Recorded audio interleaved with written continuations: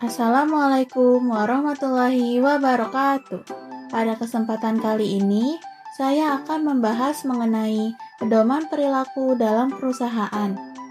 Pedoman perilaku merupakan panduan yang digunakan oleh perusahaan untuk mengarahkan setiap individu agar dapat bertindak sesuai dengan nilai etika, tanggung jawab, dan profesionalisme dalam menjalankan pekerjaannya.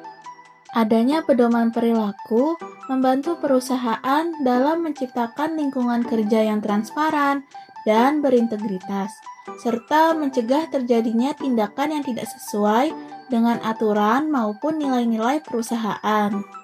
Perkembangan globalisasi telah membawa perubahan besar dalam dunia bisnis yang semakin kompleks dan kompetitif. Kondisi ini membuat perusahaan perlu menjaga transparansi, integritas, serta akuntabilitas dalam setiap kegiatan operasionalnya.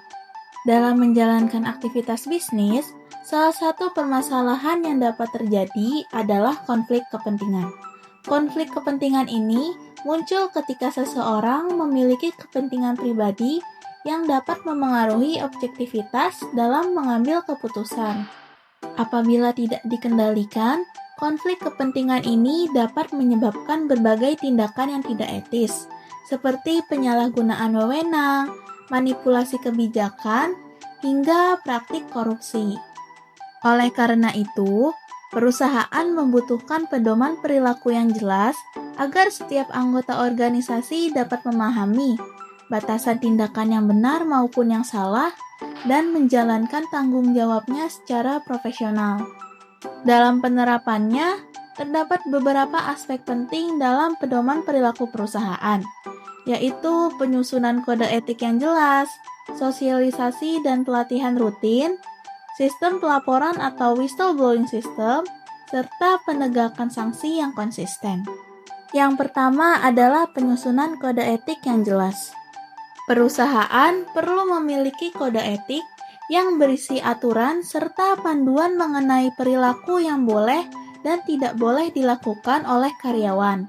Kode etik ini dapat mengatur berbagai hal, mulai dari etika komunikasi, hubungan kerja, hingga aturan mengenai benturan kepentingan.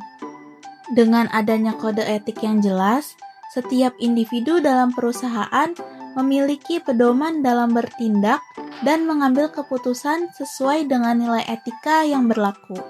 Selanjutnya adalah sosialisasi dan pelatihan rutin. Kode etik yang telah dibuat perlu dipahami oleh seluruh anggota perusahaan. Hal ini karena aturan yang ada tidak akan berjalan dengan baik apabila hanya dibuat tanpa adanya pemahaman dari karyawan.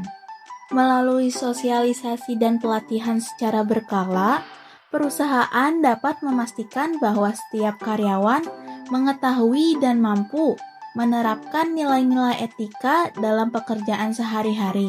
Selain itu, perusahaan juga perlu menerapkan sistem pelaporan atau whistleblowing system. Sistem ini menyediakan sarana yang aman dan rahasia bagi karyawan untuk melaporkan adanya tindakan yang melanggar aturan atau tidak sesuai dengan etika perusahaan. Dengan adanya sistem pelaporan yang efektif, perusahaan dapat mendeteksi serta mencegah terjadinya pelanggaran sehingga budaya integritas dalam perusahaan tetap terjaga. Hal terakhir adalah penegakan sanksi yang konsisten. Perusahaan harus menerapkan aturan disiplin secara tegas dan objektif kepada setiap pihak yang melakukan pelanggaran. Penegakan sanksi yang konsisten menunjukkan bahwa perusahaan memiliki komitmen dalam menjaga standar etika serta menciptakan lingkungan kerja yang profesional dan bertanggung jawab. Berdasarkan pembahasan yang telah dijelaskan, dapat disimpulkan bahwa pedoman perilaku dalam perusahaan merupakan hal penting untuk menciptakan lingkungan kerja yang etis, profesional, dan berintegritas.